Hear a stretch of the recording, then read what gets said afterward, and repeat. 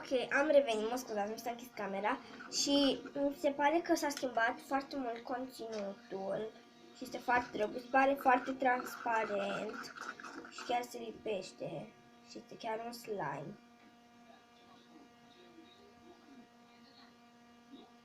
Stați puțin să vi-o prezint, uitați-vă. Este chiar un slime și o să-l iau așa în mână și o să se facă, cred, că a ieșit și este foarte drăguț și începem să ne jucăm cu el. Este transparent. Nu știu dacă îi mai trebuie glicerina. Începem să ne jucăm cu el până se va duce acest efect. Și va fi un simplu slime. Deja începe. Uitați-vă ce mișto a ieșit chiar mult și foarte tare. Asta cred că o să-l și colorăm la sfârșit. Sau îl vom lăsa simplu, pentru că e mai drăguț și simplu. Acum încerc să mai... Ok, încerc să mai pun puțină glicerină. A, curs! Puțină glicerină. Ok, am mai pus puțină glicerină. Și acum chiar amestec cu mâna. Până se va lua totul și avem un slime. Foarte tare, uitați-vă și voi. Un slime foarte tare.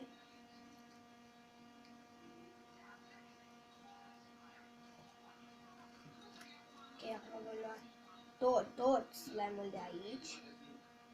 Și uitați-vă, este un fel de o chestie și chiar mi-a ieșit. Foarte drăguță. Este și mare și tare. Dați, nu prea se observă, dar este transparent. Nu este colorat, nu știu dacă o să-l colorez. Dați. Ce slime tare.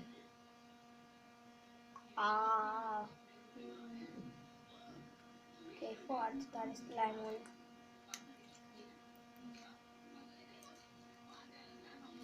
Ups.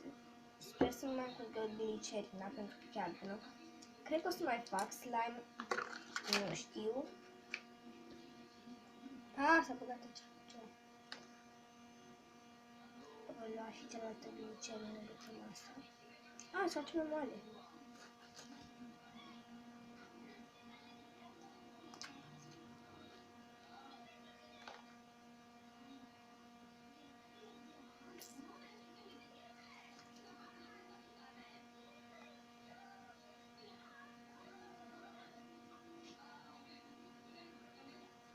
Ok, chiar a ieșit. E chiar mai moale. Ups. Ai, slime-ul ei. S-a lipit. Ei, este foarte mult slime. Nu știu dacă o să-l colorez. O să-l pun și o să-l colorez. Revin. Am revenit, am luat un pix colorat și întind slime-ul. Mă rog, deschid pasta. Să pun.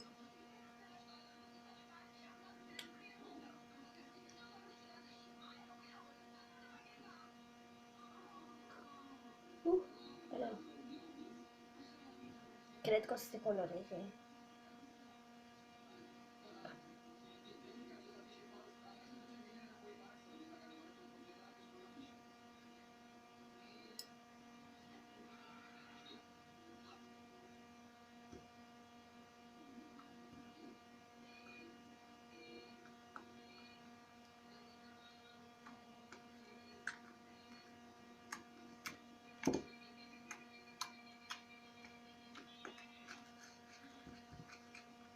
Și s-a colorat puțin slime-ul și mai continui să îl amestecăm.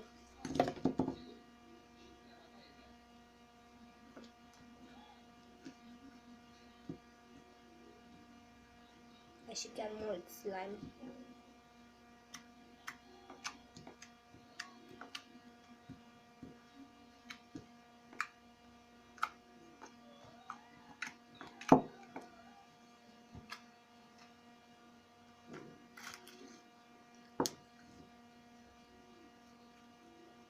Foarte tare, sper că v-a plăcut, să dați like, subscribe.